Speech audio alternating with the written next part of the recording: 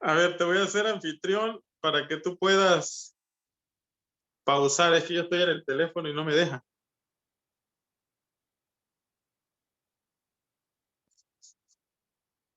No te escucho. Pues muy bien. Bueno, ya pongo aquí a grabar ya para que comencemos nuestra reunión del día de hoy. Y pues bueno, que Amos está por acá, gusto verte, Amos.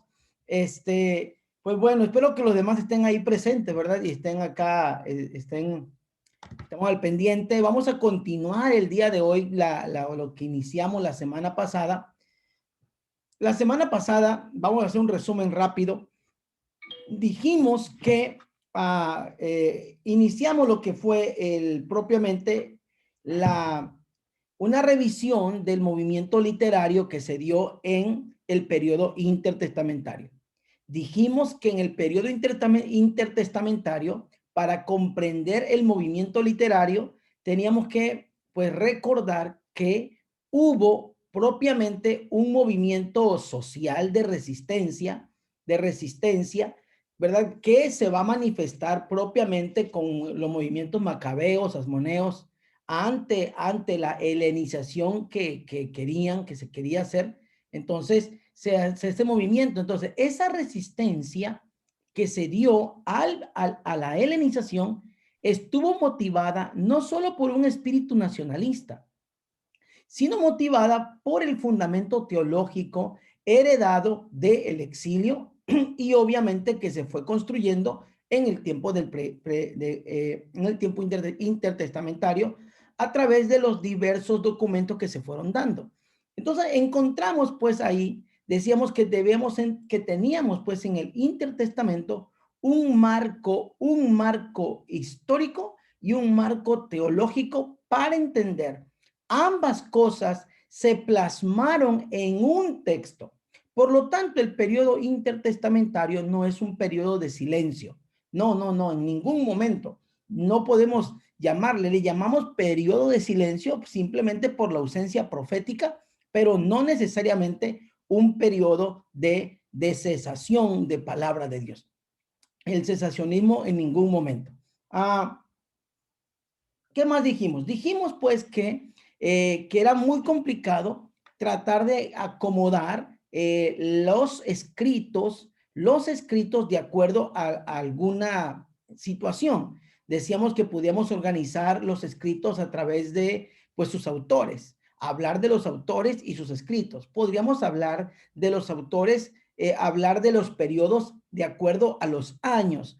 Podríamos organizar la literatura también de acuerdo a los imperios, de acuerdo a los temas, de acuerdo a los eventos históricos, de acuerdo a la geografía. Hay muchas maneras de organizar el texto.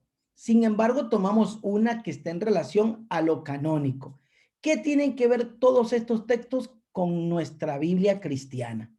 Y entonces dijimos pues que dentro de ese marco íbamos a encerrar los escritos en 4 grandes grupos. El primer grupo, ¿verdad? Los escritos del Qumran, que los trabajamos la semana pasada. Solo queda un detalle que comentar aquí. Los escritos rabínicos, los escritos, los apócrifos del Antiguo Testamento y los escritos los otros escritos propiamente en otros idiomas, el arameo y griego propiamente. Muy bien, entonces, dentro de este movimiento literario teníamos que enmarcar 3 lenguas principales, el hebreo perdón, 2 lenguas, el hebreo y el griego, que son los que van a tener preeminencia en esto. Bueno, dentro de eso, pues trabajamos el Qumran. Y cuando hablamos del Qumran, dijimos que de entrada la comunidad del Qumran es una comunidad, pues que no sabemos quién es. Por ahí un autor va a decir que es un grupo que se va a relegar o que se va a aislar por ciertas cuestiones teológicas que hoy voy a mencionar. Lo cierto es que en el Qumran encontramos una gran variedad de documentos y fue propiamente ahí donde nos quedamos y abrimos el foro para el diálogo, ¿verdad? Y hoy quiero terminar aquí y quiero lanzarme ya para mirar rápidamente lo demás. Realmente no creo yo que podamos terminar de ver todos los escritos o los 4 grandes grupos, ¿verdad? Es un gran ideal. Sin embargo, les voy a compartir al final de la clase, aquí en el chat, les voy a compartir, si me lo permite, ¿verdad? Aquí a ver, espero que sí me lo permita, acá, voy a compartirles yo el archivo. Si no, alguien, ¿verdad? Aquí que me mande WhatsApp y yo se lo envío por WhatsApp siempre y cuando me prometa que lo va a reenviar al grupo de WhatsApp que ustedes tienen.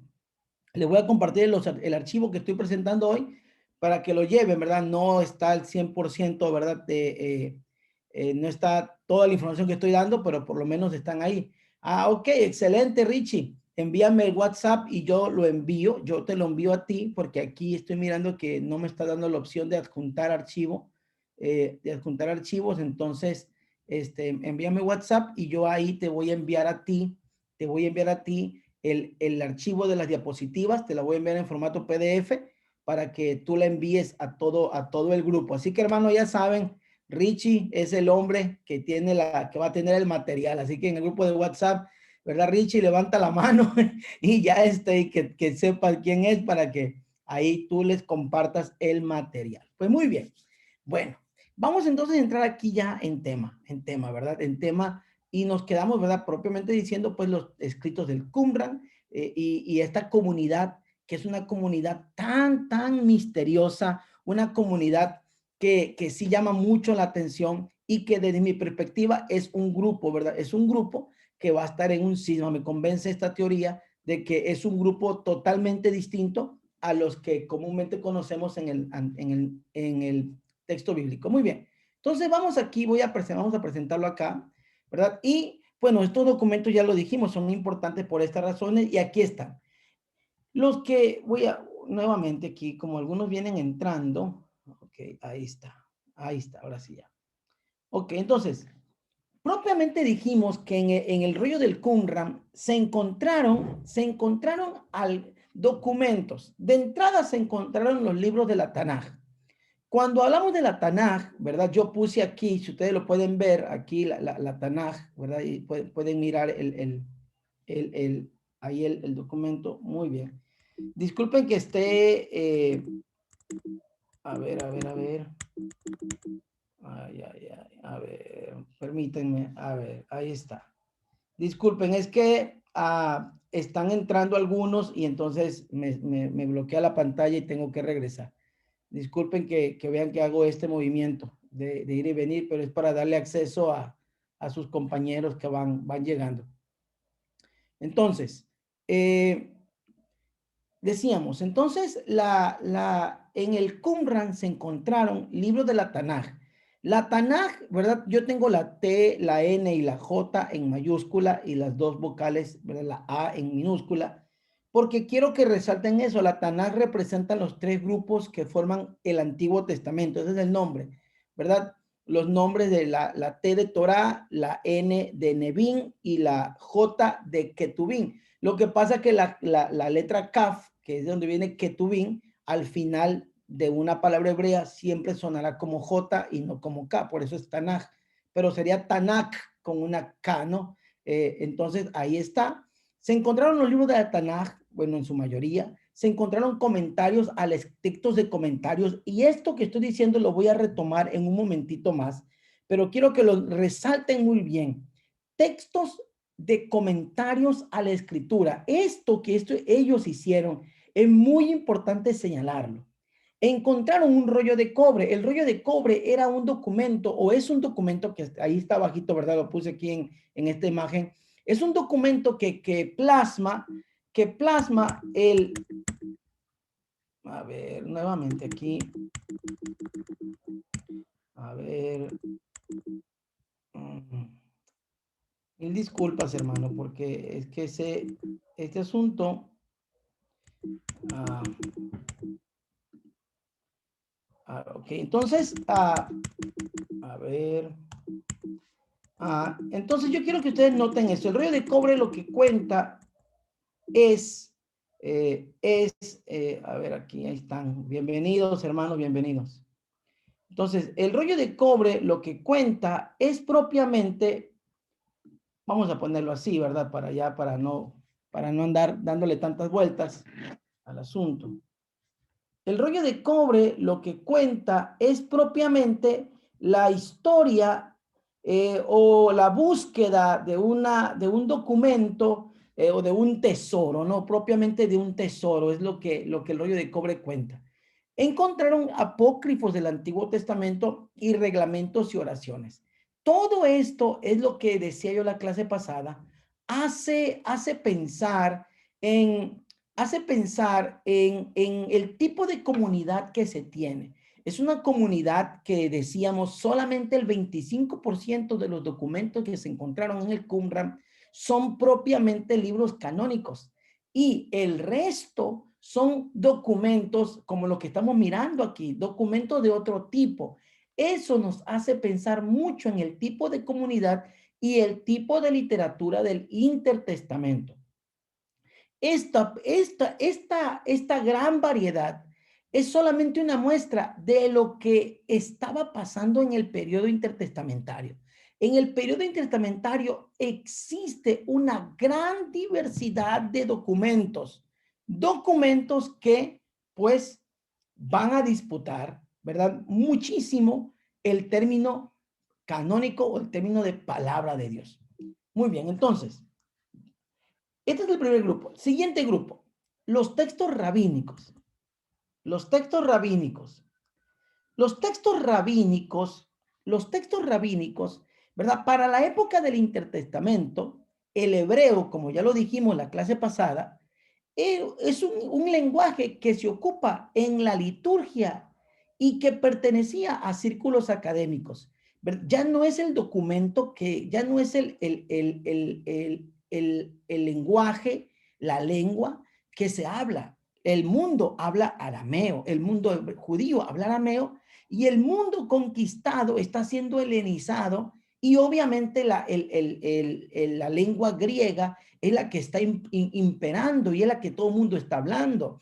Un siglo después, la lengua griega, perdón, será la que domine totalmente. Entonces, el hebreo contenido en la Tanaj, el hebreo contenido en los escritos sagrados para los judíos, pues solamente es parte de la liturgia, es parte de los círculos académicos. Sin embargo, ¿verdad? Esta situación cambiante que se estaba dando, la diáspora y el incendio del templo en Roma, llevaron a la gente a hacerse una pregunta.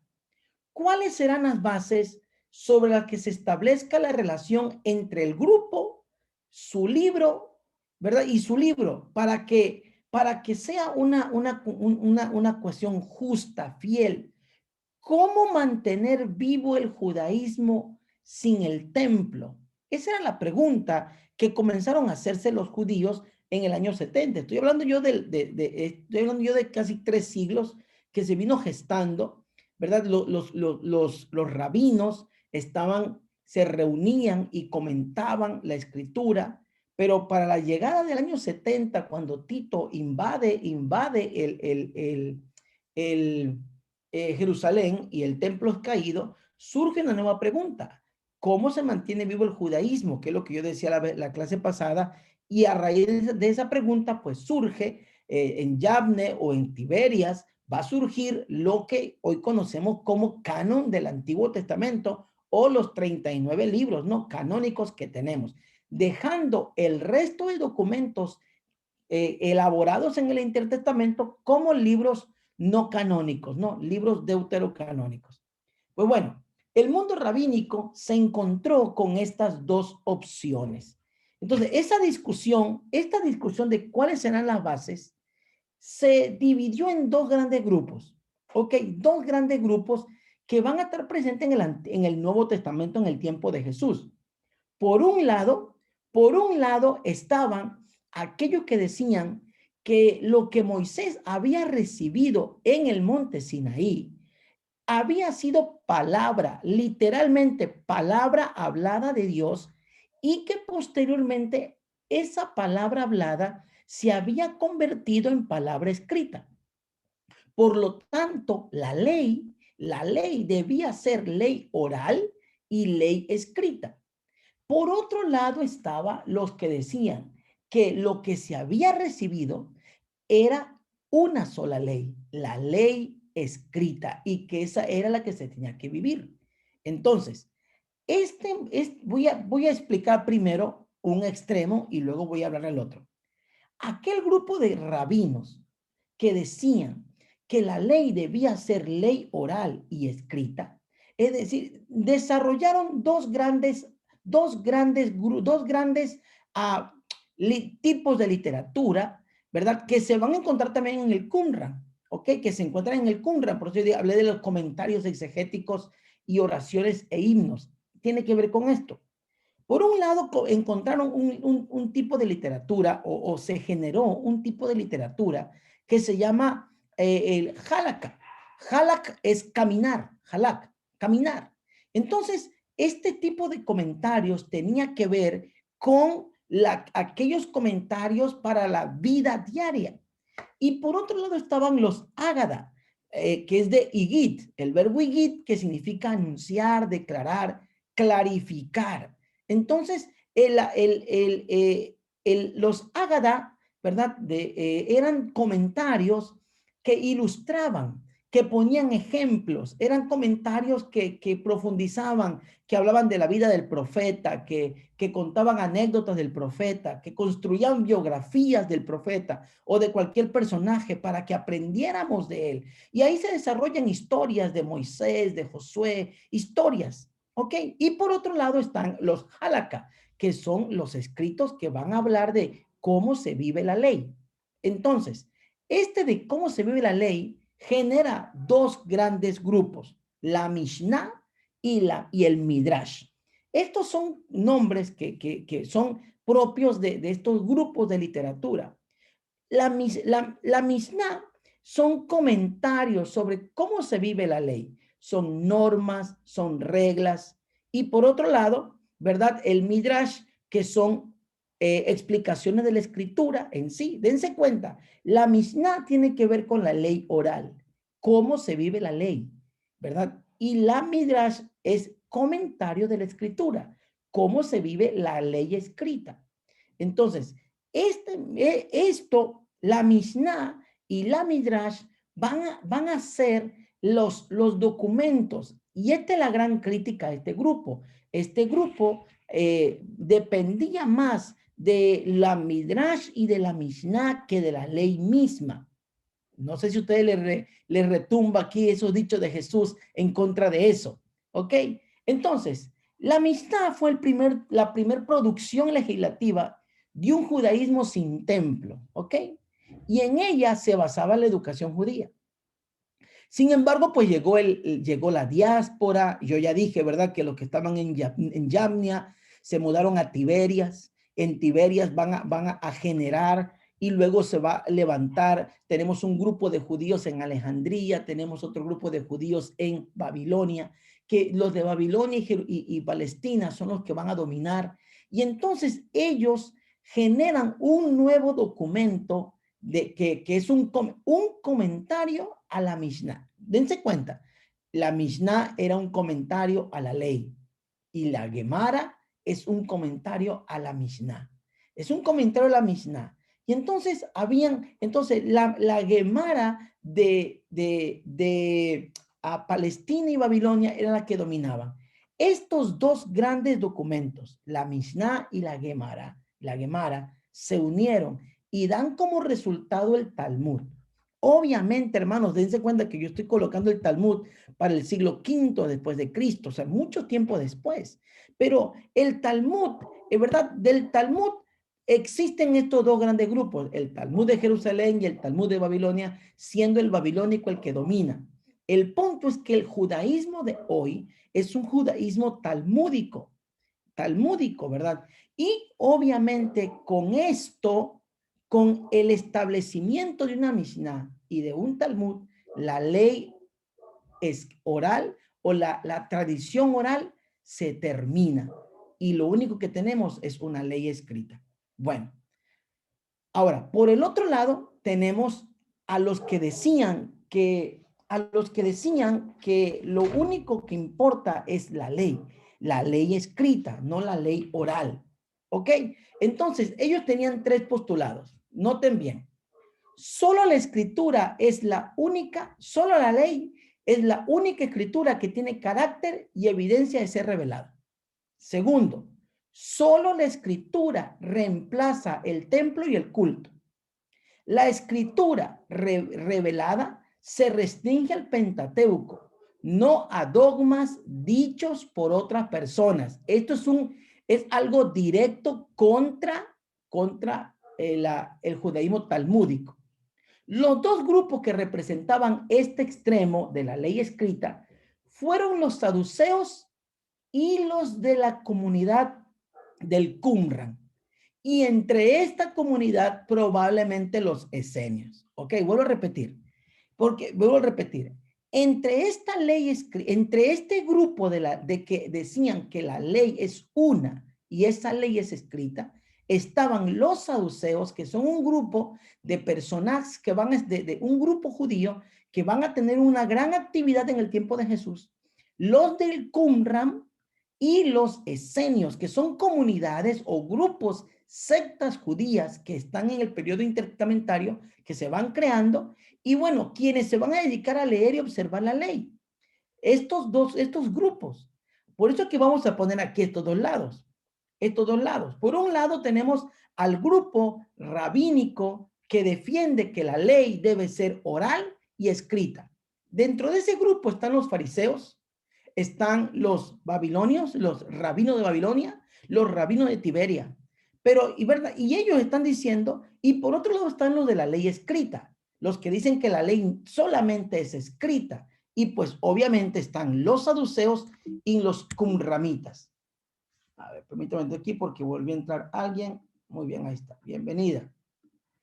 Y los qumramitas, los tenemos aquí.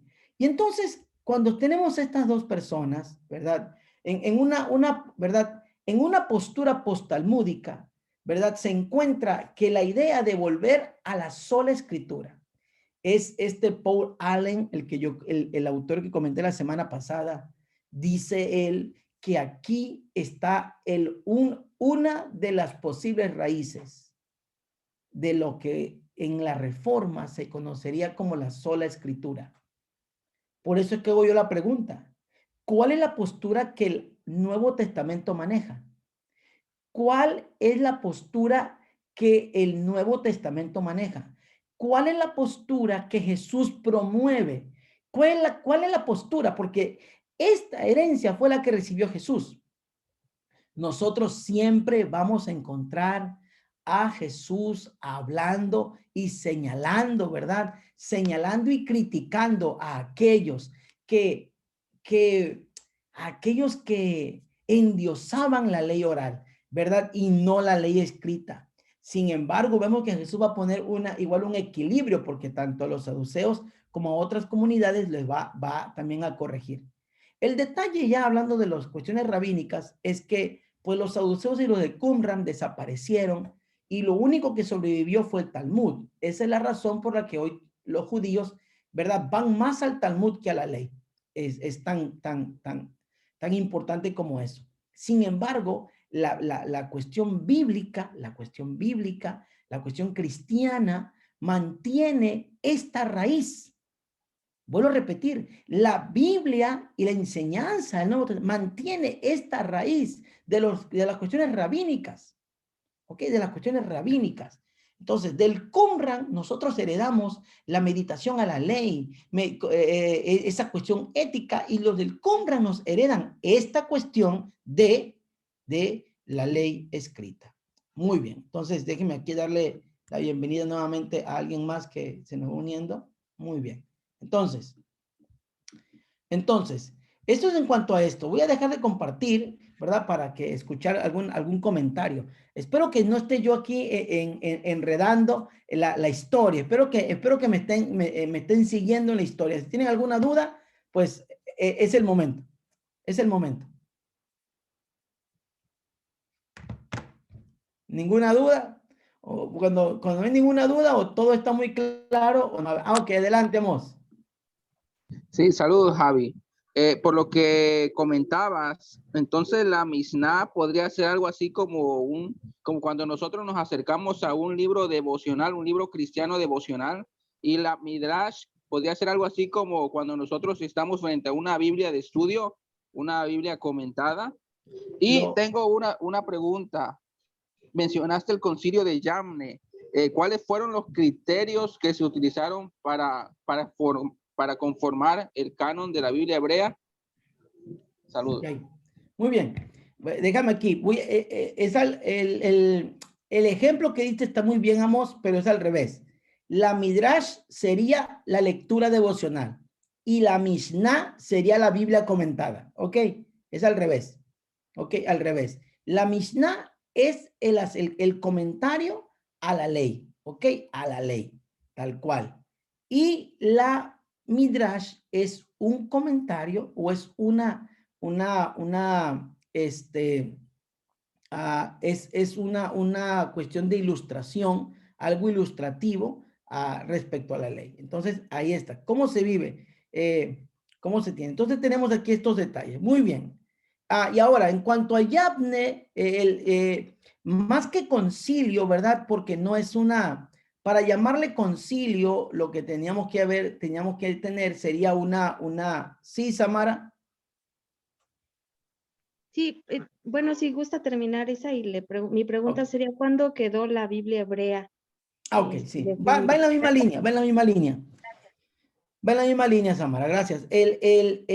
Entonces, más que llamarle concilio a Yabne, ¿verdad? No es un concilio como los que conocemos del 325, del 470, del 480, del 520, concilios ecuménicos, así se llaman, hermanos, de los concilios históricamente de la iglesia, sino es algo diferente, pues.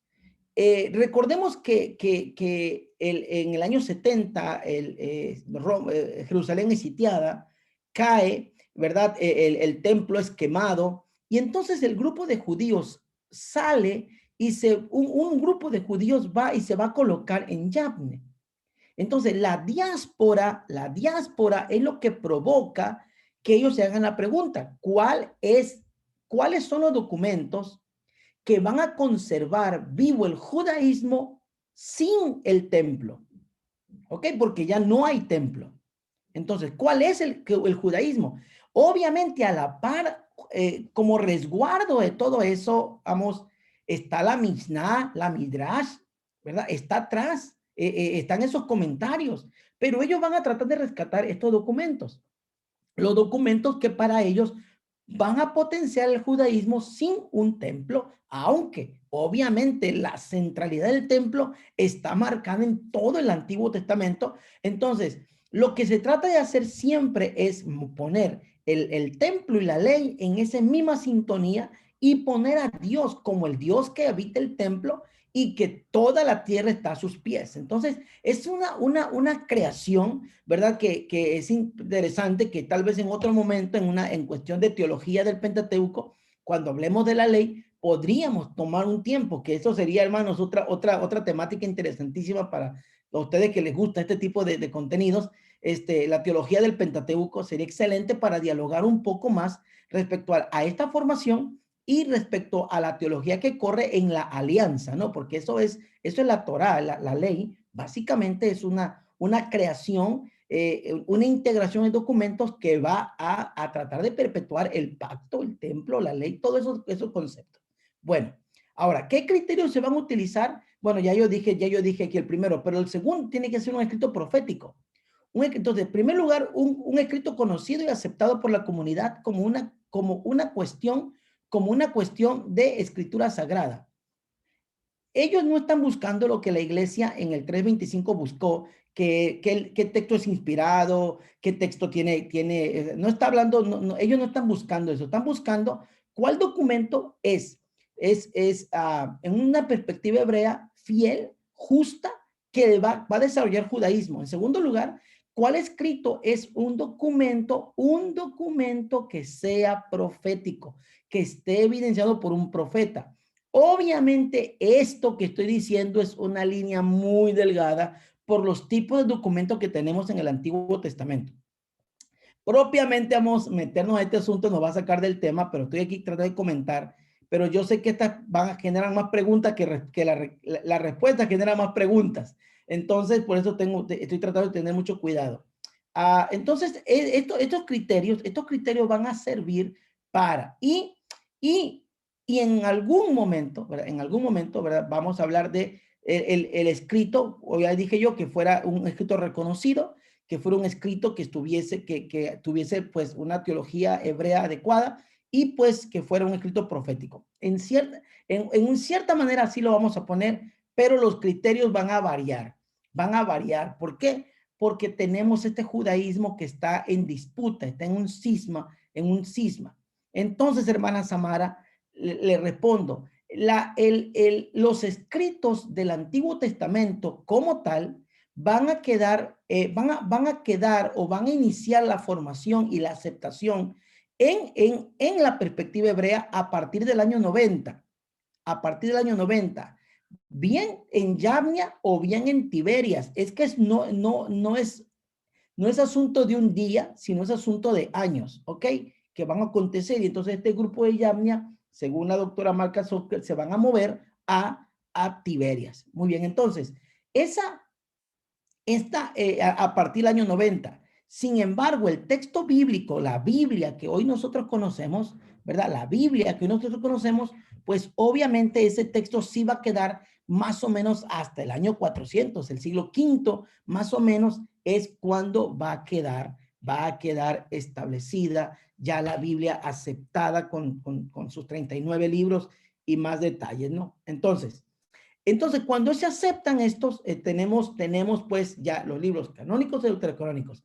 Hermana Samara sigue con la mano levantada y Amos la acaba de volver a levantar. Hermano, no, ya no sé por qué se quedó levantada. Ok. Entonces ahorita le bajamos la mano, no se preocupe. Aquí le bajar la mano. Ahí está. Amos.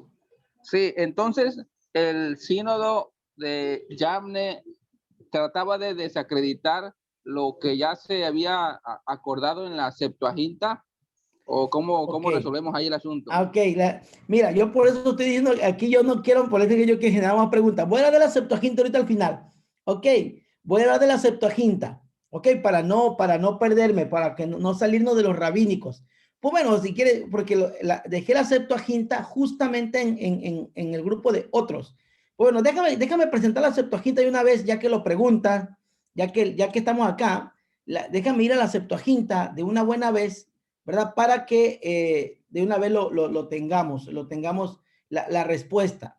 Esa pregunta que tú hiciste, Amos, es que comúnmente cierta tradición cristiana, ¿verdad? Dice que uno de los criterios fue que el escrito estuviese en la Septuaginta. Sin embargo, dije yo, depende del grupo donde estamos ubicados. Es que el judaísmo estaba en un tiempo complicado. Ya dije yo, ¿verdad? Estaba aquel grupo que decía que la ley debía ser oral y escrita, y por eso se atrevieron a escribir ellos lo que, de acuerdo a su contexto, era vivir la ley.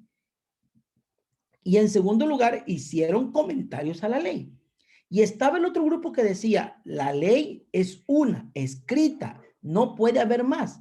Entonces, bajo esa división de pensamiento que va hasta el día de Jesús, va a estar en el tiempo de Jesús, se va a dar a la par, la Septuaginta. ¿Qué es la Septuaginta, hermanos?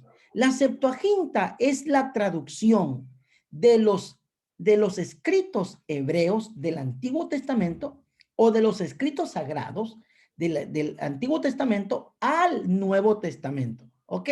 Son los que se van a dar hacia el Nuevo Testamento. Entonces, se van a dar al griego. Entonces, déjame aquí mencionar un poco de la Septuaginta, me voy a adelantar muchísimo porque este era para el final, pero aquí lo ponemos. Es la traducción del Antiguo Testamento al griego y constituye una apertura sin precedentes que va a convertir, escúchame, por esto que estoy diciendo, Amos, es que se dice que la Septuaginta era y debió ser uno de los filtros. De hecho, van a decir algunos en YouTube que el criterio era que estuviese en la Septuaginta, o sea, que fuese un libro mesiánico, que fuese un libro profético y que estuviese en la Septuaginta como criterio, pero va a depender mucho del grupo, ¿ok? Entonces, yo que voy a poner solamente una base y lo voy a dejar a libertad de que cada quien acepte, ¿ok? Entonces, los 70, la Biblia de la Septuaginta, ¿verdad? Se le conoce como la Septuaginta porque se sostiene que fueron 70 personas las que trabajaron en su traducción. En su traducción. Hay todo un estudio al respecto. Pero el punto fue que la Septuaginta, para el tiempo de Jesús, era considerada la Biblia mediterránea, primero judía y luego cristiana. Escuchen bien. Primero judía y luego cristiana. Entonces, para muchos en el primer siglo, aquí lo puse en rojo, la Septuaginta era un documento inspirado. Pero por esta causa, los judíos ortodoxos, los judíos que no creían que en un lenguaje como el griego se pudiese plasmar palabra de Dios, porque para ellos el hebreo es místico. Acuérdense que lo dije la semana pasada, el hebreo es la Leshon HaKodesh, es la lengua santa. Entonces, para ellos los 70 es una traducción nefasta y se ordenaba un día de ayuno para conmemorar el acontecimiento del becerro de oro y el día de los 70. ¿Ok? Escuchen bien, así. Entonces, Amós, va a depender mucho dónde estemos situados. ¿Ok? Va a depender mucho de eso. Va a depender mucho de eso. Por lo tanto, surge una pregunta. ¿Los 70 son una copia, Targum es copia, una traducción griega? ¿O es un texto existente, independiente? Ahorita voy a regresar a este punto de acá. Solamente quería yo aquí plasmar esto. Entonces, va a depender mucho, Amós, de dónde. Entonces, yo aquí te quiero plasmar que pongas tú, Amós, y todos los demás acá, el asunto del canon del Antiguo Testamento en dos momentos. Uno, el momento en que los judíos tienen que determinar cuáles son los documentos que van a perpetuar el judaísmo sin el templo. Es decir, cuáles son estos documentos, ¿ok? Y van a ser los profetas, ¿ok? La ley y los profetas. Muy bien, la ley y los profetas, así como los escritos, son los que ellos van a tomar como los documentos que van a perpetuar el judaísmo sin el templo. Punto. Pero, pasados los tiempos, Amos, pasados los tiempos, son los cristianos, y aquí le dejo esto y ok, son los cristianos, no los judíos, los que van a tomar a la Septuaginta como su Biblia. Antes de que apareciera el Nuevo Testamento, antes de que tuviéramos el canon del Nuevo Testamento, la Biblia que ellos leían era la Biblia que estaba a su alcance. De hecho, le llamamos Biblia a nuestra Biblia porque ese era el nombre que recibía la Septuaginta en el primer siglo. La Septuaginta hay unas cartas por ahí que se llaman cartas aristeas. Y en las cartas aristeas se le da el nombre a la Septuaginta de Biblia. Ese nombre lo adoptan el cristianismo y incluye las cartas que hoy conocemos como Nuevo Testamento. Entonces, esa es la extensión. Entonces, dice Paul Allen otra vez, que el cristianismo del primer siglo encontró lengua y nombre para sus escritos, es decir, lengua griega y nombre bíblico. Entonces, es lo que tenemos aquí. Entonces, hay que ponerlo en dos momentos, Amos. Son los cristianos los que establecimos el parámetro de la Septuaginta como filtro para el canon del Antiguo Testamento. Pero los judíos en Yamne del 90 no van a considerar la Septuaginta, porque para ellos, como judíos ortodoxos, no es opción, no es como ya lo leí yo, es una cuestión que para ellos era algo nefasto, que ayunaban en contra de ella. Entonces ahí está el detalle. Muy bien. Entonces, los cristianos pues somos los que convertimos a la Septuaginta en un documento de lectura de culto y un documento donde lo consideramos hasta inspirado. Entonces, ahí está el detalle. Bueno, entonces, ahí está. Bueno, entonces ya no sé dónde me quedé hace ratito. Ya no me quedé dónde me quedé. Me quedé, ¿verdad? Entonces, los escritos apócrifos. Entonces, encontramos entonces en el periodo intertestamentario, encontramos escritos del Qumran, escritos rabínicos, y encontramos apócrifos del Antiguo Testamento. ¿Ok? Encontramos literatura apócrifa.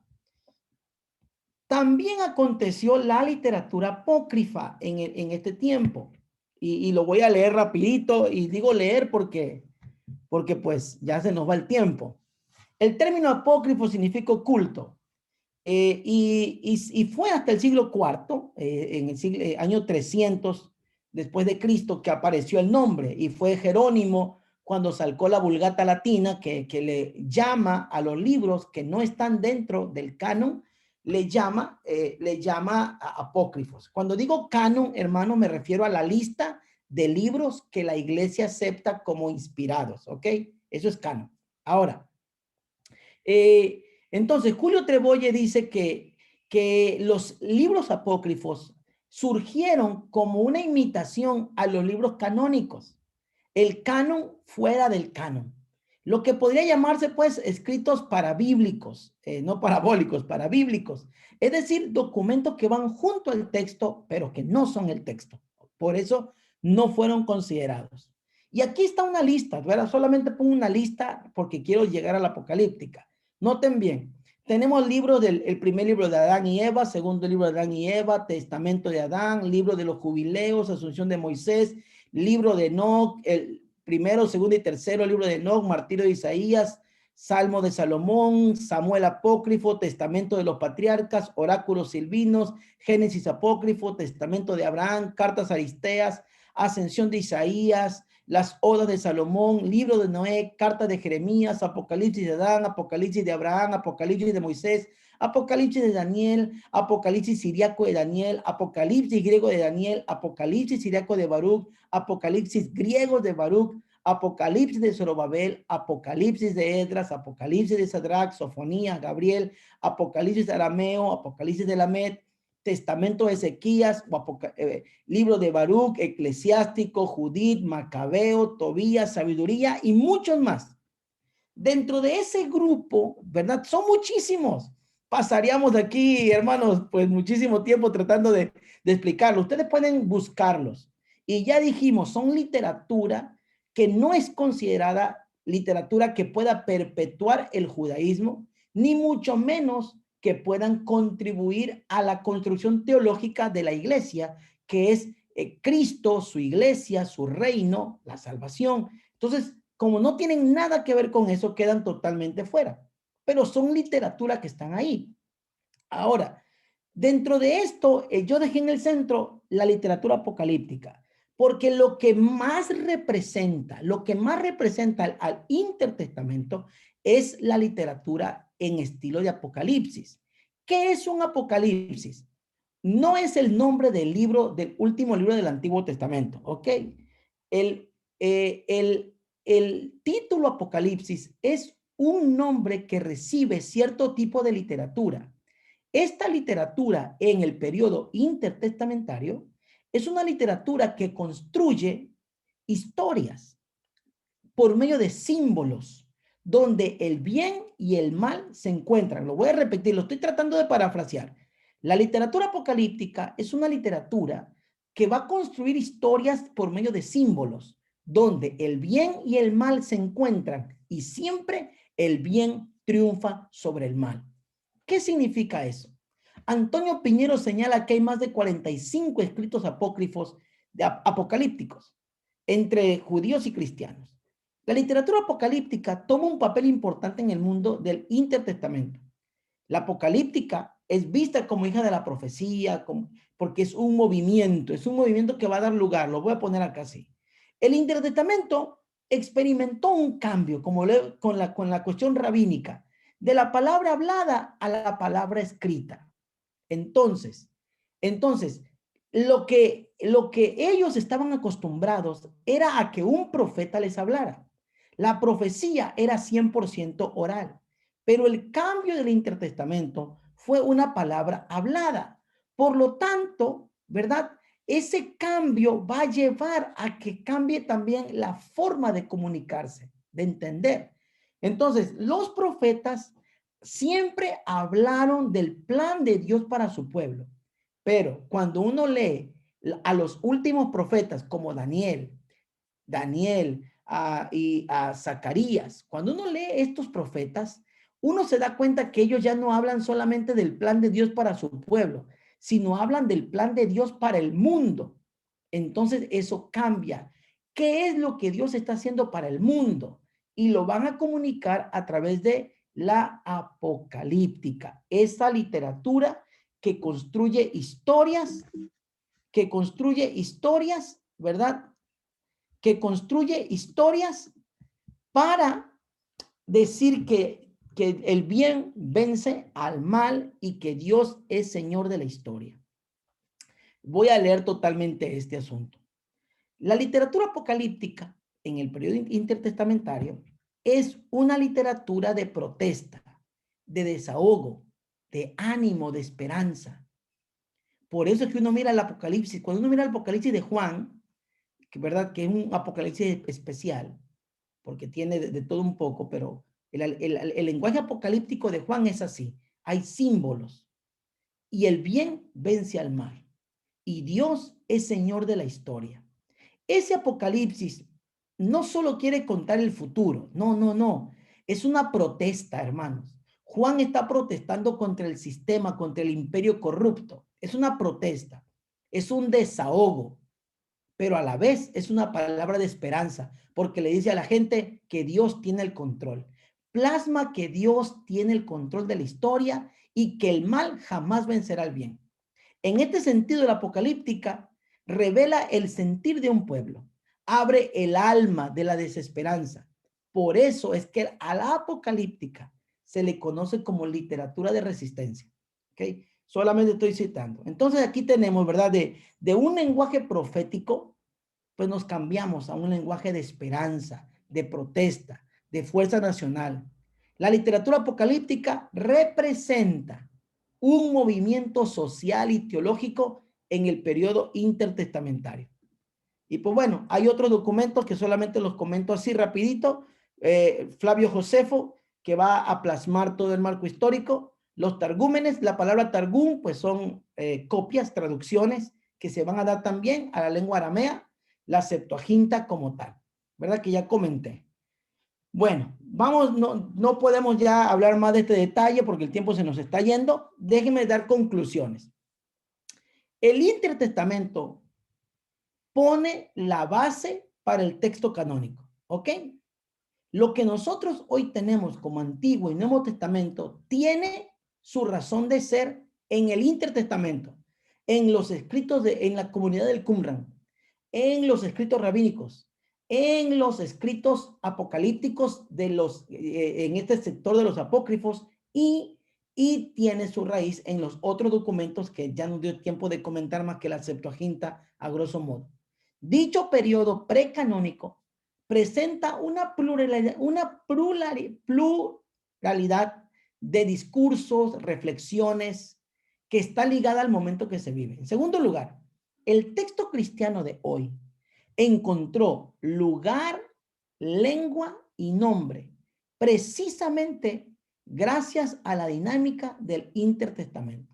Hoy tenemos profetas, escritos de los profetas, escritos, ¿verdad?, del Nuevo Testamento de los apóstoles. Hoy los tenemos y le llamamos Biblia porque y los tenemos en griego por el intertestamento. Si el intertestamento no hubiera tenido toda la dinámica teológica, histórica y literaria, nuestra Biblia fuera diferente, pero el intertestamento es la raíz. La pérdida del templo y de la tradición oral, de esa profecía oral, la aparición de una ley escrita determinó mucho Lo que hoy los cristianos hablamos del texto bíblico. Hoy nosotros hablamos de la sola escritura, ¿verdad? Hoy nosotros decimos que lo único que vale la pena como palabra de Dios es el texto. Hermanos, eso no lo inventamos. Eso viene del intertestamento. Ahí surge, ahí surge. Y esa dinámica de reflexión por la vida diaria, esta cuestión ética que tenemos, que heredamos, las palabras de Jesús y la vida de los apóstoles y la iglesia tiene raíz en el intertestamento. Por eso conocerlo es importantísimo y leer lo que hay en el intertestamento vale la pena. Vale muchísimo, muchísimo la pena. Así que déjeme ya decirle lo último, ¿verdad? Yo creo que hay que concluir con la palabra, ¿verdad? Dice definitivamente, el intertestamento es testigo fiel de que la hierba se marchita al igual que la flor, pero que la palabra de Dios permanece para siempre. Definitivamente, buscar entre los escombros del pasado los orígenes teológicos, históricos y literarios de nuestra Biblia puede provocar más preguntas que respuestas.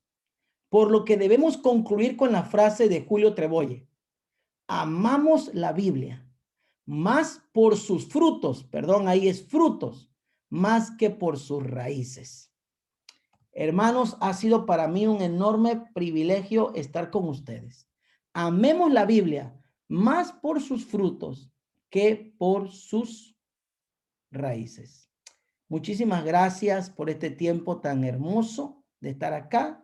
Amor levantó la mano, le dejo el lugar y después, si está por acá David, igual para dejar el lugar a David Martínez. Y Eusebio también levantó la mano. Fabián, ok. Adelante, Amos.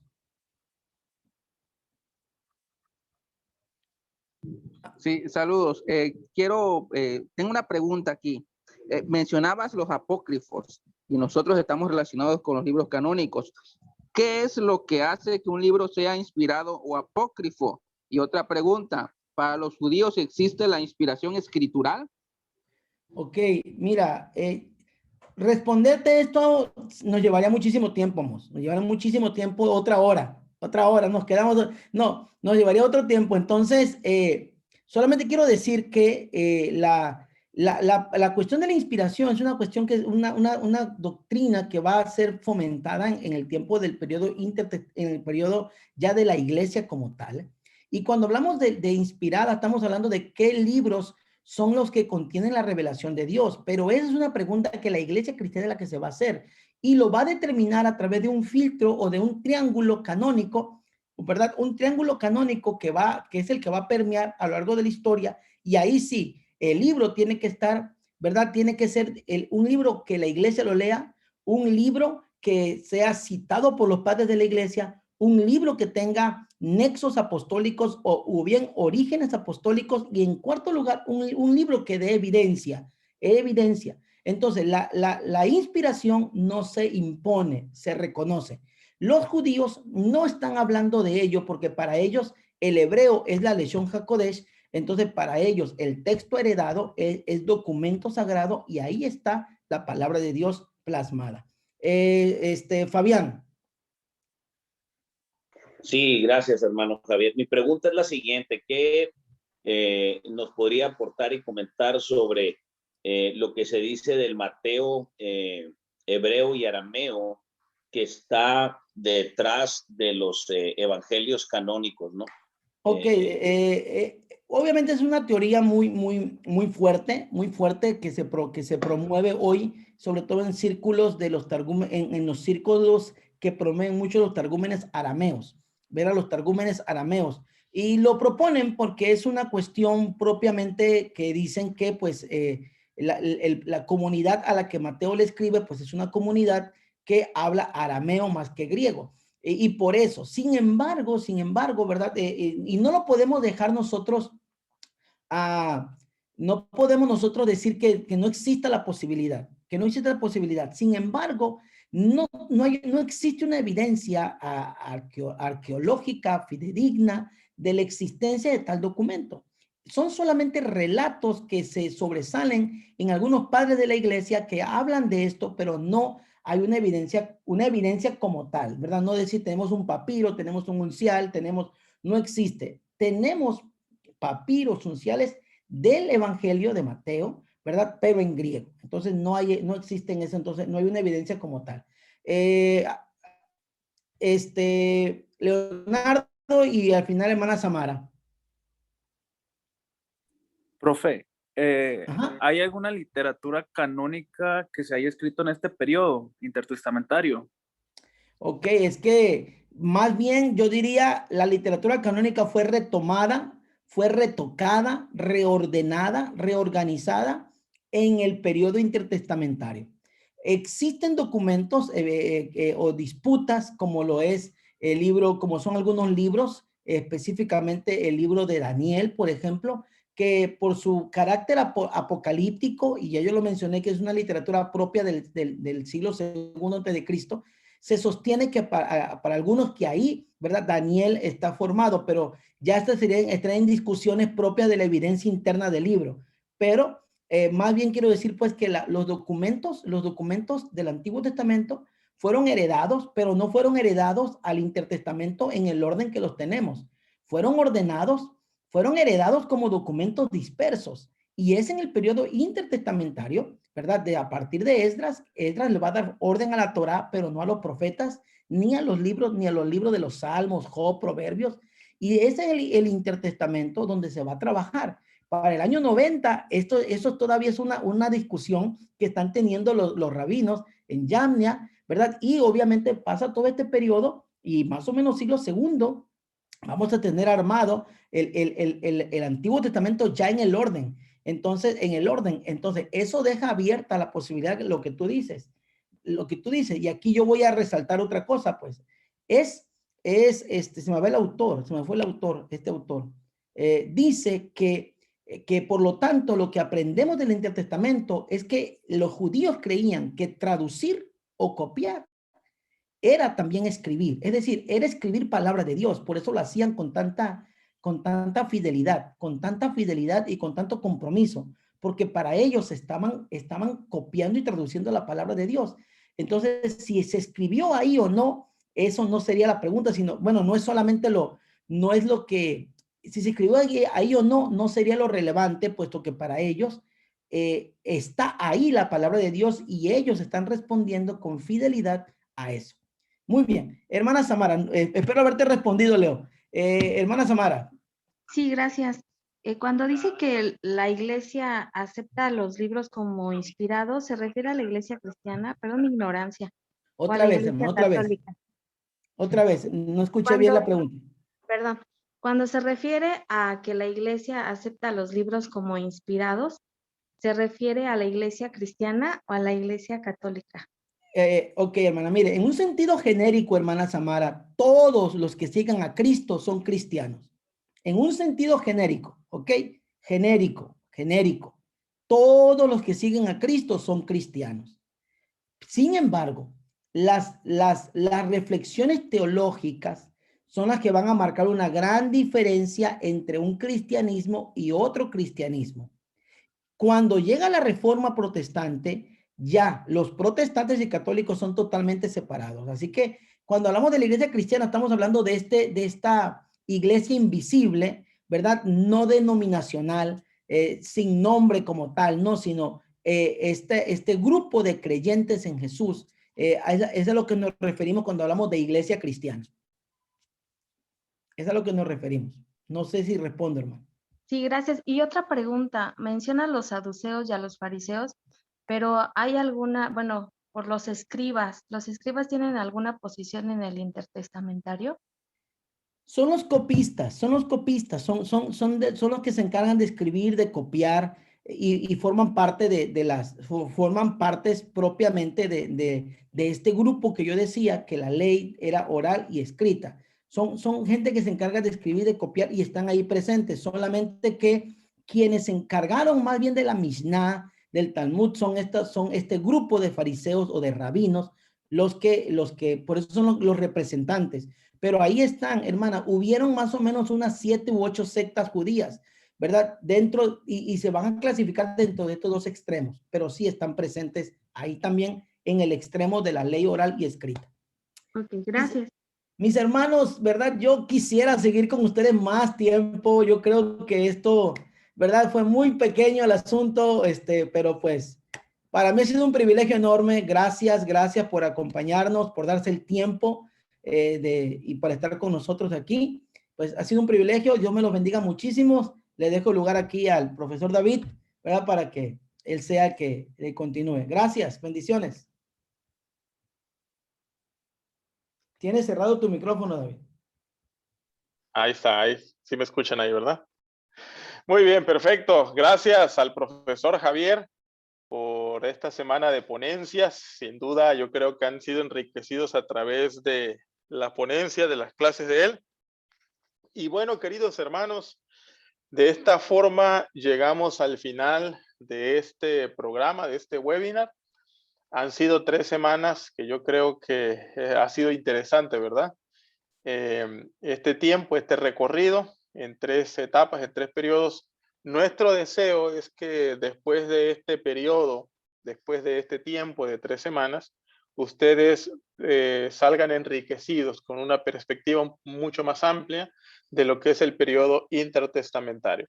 Sin duda, como ustedes habrán dado cuenta, hay mucha información, mucho que aprender, mucho que estudiar, pero yo creo que este es un buen inicio, es un buen paso en la búsqueda, en la investigación que cada uno de nosotros va a hacer. Me gustaría escuchar 2 o 3 opiniones, no preguntas ya de las clases, sino 2 o 3 opiniones de este tiempo. ¿Qué les ha parecido? ¿Qué experiencias se llevan? Nos gustaría escucharlos para poder enriquecer lo que Atkinson hace como parte de estos esfuerzos de poder abrir estos cursos y estos espacios para cada uno de los hermanos.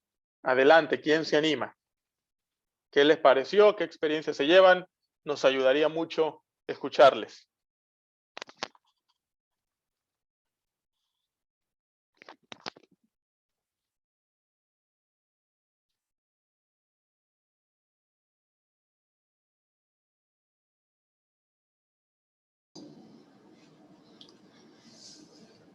Muy enriquecedora, maestro, todos, cada una de las participaciones. En lo personal, para mí, se despejaron también muchas dudas con respecto a lo último que hablaba el maestro Javier, de lo de la Septuaginta y de la traducción y sobre todo las dudas que siempre dice uno, ¿por qué no? La separación de la Iglesia Católica y por qué los cristianos. Pero allá con las preguntas últimas ahorita ya ya me doy otra idea de que en realidad todos es general, ¿verdad? Verdaderamente el llamarse cristianos. Pero pues ya hay una diferencia ya grande cuando ya se adentra uno, ¿no? A la raíz pues ya de la palabra y de la salvación, que es muy diferente, ¿no? Cómo lleva el católico y el cristiano, pues las raíces de la palabra. Ha sido para mí en lo personal muy enriquecedor. Pues he tomado algunos cursos y le doy muchas gracias a Dios por lo que he aprendido. Hay muchas dudas que estaban en mi mente, en mi corazón, pero se han ido despejando desde los inicios que empezamos también con la historia, ¿no? Y desde los primeros cursos que empecé a tomar con ustedes, de veras que estoy muy agradecida. Gracias por cada uno de ustedes, todo lo que también usted, maestro David, expuso, también quedaron muchas cosas ahí. Yo soy de las que tengo que volver un poquito más a escuchar las clases, ¿no? La verdad, soy sincera, sí, nomás que si quisiera saber si esta última clase también nos las van a volver a compartir, como las anteriores, en el grupo. Gracias, maestro, que Dios los bendiga.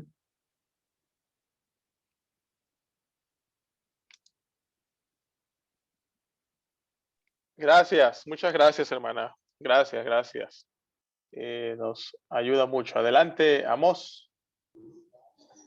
Saludos, maestro David, y pues yo quisiera felicitarlos de verdad porque ese tipo de webinars nos ayudan mucho a veces a hacernos preguntas que a veces tenemos miedo de hacernos dentro de círculos un poquito más rigurosos, fundamentalistas, pero pues aquí, como usted lo planteaba desde el principio, la intención era otra, acercarnos desde una perspectiva quizás un poco más académica, con una mentalidad abierta, y estos cursos nos ayudan a educarnos en la fe, no a confrontar quizás nuestra fe, sino a educar nuestra fe. Y pues a mí me gustaría que esta iniciativa que los llevó a hacer este webinar, pues también prosiga, ¿verdad? Y que próximamente haya otros cursos más adelante. Los felicito a los tres, han sido de mucha bendición para todos los que hemos participado. Muchas gracias. Amén. Gracias, gracias. Gracias. Muy bien. Ya estoy leyendo también algunas otras opiniones aquí en el chat. Gracias, gracias. Esto nos enriquece y nos anima, ¿no? Y les invitamos a estar pendientes de próximos cursos, de próximos espacios. El motivo de estos programas es para poder acercar a veces la educación que se da aquí en los seminarios, la educación teológica que se da a nivel seminario, pues está reservada, ¿no? Para los que estudian, para el ministerio y el pastorado. Sin embargo, la educación pues es para todos, ¿no? Así que damos gracias a Dios por eso. Les anuncio que para el próximo mes de abril, y ayúdenos a correr la voz a los que estén interesados, vamos a lanzar, este va a ser un diplomado. Nuestros programas de diplomado están compuestos de clases como estas vía Zoom, pero también por otras actividades en plataforma que les permitan ir ampliando el conocimiento más allá de lo que puede dar un docente directamente por Zoom. Así que en el mes de abril vamos a lanzar un diploma en educación, o a ver, déjenme ver si tengo por aquí bien la promoción, porque la estamos trabajando todavía, pero es en educación especial, o más bien es un espacio para hablar de educación para niños que sufren algún tipo de discapacidad. Es decir, le vamos a hablar un poquito de lenguaje inclusivo, cómo tratar con niños que sufren autismo, que sufren algún tipo de discapacidad física, etcétera. Así que si usted tiene ahí gente que trabaja con niños o pastores, de hecho los pastores deberían estar muy bien informados sobre estos temas, estamos juntando un grupo de especialistas en este tema que sin duda va a enriquecer mucho del trabajo con niños que requieren algún tipo de asistencia o educación especial. Entonces les esperamos, estén atentos por ahí. Yo creo que ya la próxima semana van a tener por ahí en nuestras redes y en nuestros espacios la publicidad. Eso va a lanzarse para el mes de abril. También va a salir otro diplomado por parte de la Escuela de Música que se va a llamar como Mejora tu técnica vocal, orientados a los que les gusta el canto, a los que predican, cómo desarrollar mucho mejor y saber utilizar nuestro diafragma, la garganta, al momento de cantar o al momento de predicar incluso. Entonces, son recursos que ponemos ahí a su disposición. Van a salir próximamente. A partir del lunes van a recibir a sus correos la constancia por su participación en este webinar. Así que estén atentos al correo con el que ustedes se inscribieron. Ahí les va a llegar. Si para el día jueves ustedes no han recibido nada, téngannos paciencia porque el lunes se van a mandar unos, martes otros y así. Pero si el jueves, que ya deberíamos haber enviado todos, usted no lo ha recibido, por favor póngase en contacto con nosotros, porque puede ser que el correo estuvo mal o algo habrá pasado ahí que se ha de haber extraviado. También, por favor, revíselos en su bandeja de correo no deseado. En la mayoría de los casos, cuando no les llegan, resulta que está ahí, ¿no? En la bandeja de correos no deseados. Entonces, esté atento ahí en su bandeja principal, pero ahí va a recibir a partir del próximo lunes su constancia por su participación en este webinar. Muy bien. Así que gracias de verdad por su confianza, gracias por acompañarnos. Me da gusto leer y escuchar que han tenido una buena experiencia. Esperamos en breve tener algunos otros espacios también de teología, de análisis. Estén atentos porque vamos a lanzar algunos nuevos programas, diplomas o certificaciones o webinar como este. Muy bien. Pues de esta forma. Solo quiero decir que ya envié el archivo por ahí para que te lo compartan en el grupo de WhatsApp. Dale, gracias, Richie. Muy bien, perfecto. Entonces ahí se les va a hacer llegar vía WhatsApp lo que el profesor Javier ha enviado. Muy bien, perfecto. Entonces, que tengan buenas noches. Un placer y Dios me los bendiga a todos.